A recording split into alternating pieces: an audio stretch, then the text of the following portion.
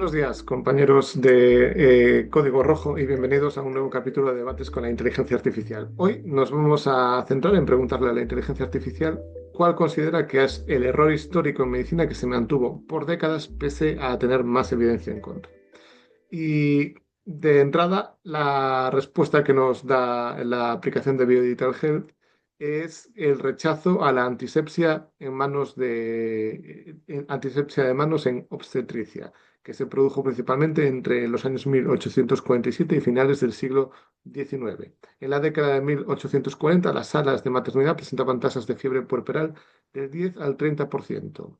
Semmelweis demostró en el Hospital General de Viena que el simple lavado de manos con solución clorada antes de cada examen reducía la mortalidad materna del 12% al 1,2%. Entre mayo de 1847 y mediados de 1848, la maternidad dirigida por Semmelweis pasó de 451 muertes por sepsis en 3.157 partos a solo 12 en 1837 partos tras implantar el lavado de manos, es decir, una mortalidad del 0,6%.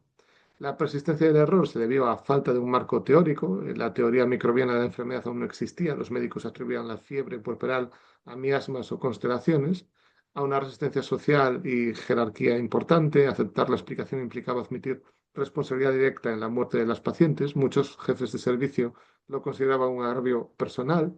Una comunicación deficiente. Semmelweis publicó tarde y en forma poco sistemática la evidencia y quedó relegada a informes locales y a autoridad de figuras contrarias, con líderes académicos como Karl Braun, que defendían causas multifactoriales y minimizaron la importancia del lavado.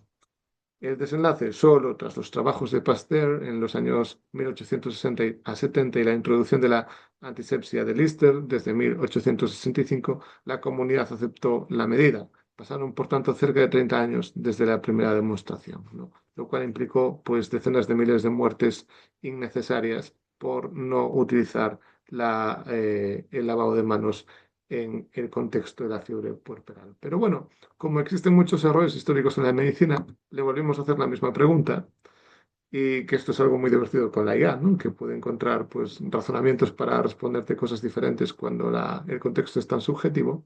Y también nos dice que uno de los mayores errores históricos y que se prolongó durante siglos a pesar de observaciones clínicas que lo contradecían fue el uso rutinario de la sangría o flebotomía como tratamiento casi universal. Basado en la teoría humoral de Hipócrates y Galeno de los siglos V antes de Cristo a 2 después de Cristo, se creía que muchas enfermedades provenían de un exceso de sangre o de humores corrompidos. A partir de la Edad Media y hasta bien entrado el siglo XIX, médicos europeos y norteamericanos practicaron sangrías para fiebres, neumonías, hipertensión, parto, heridas e incluso la debilidad general.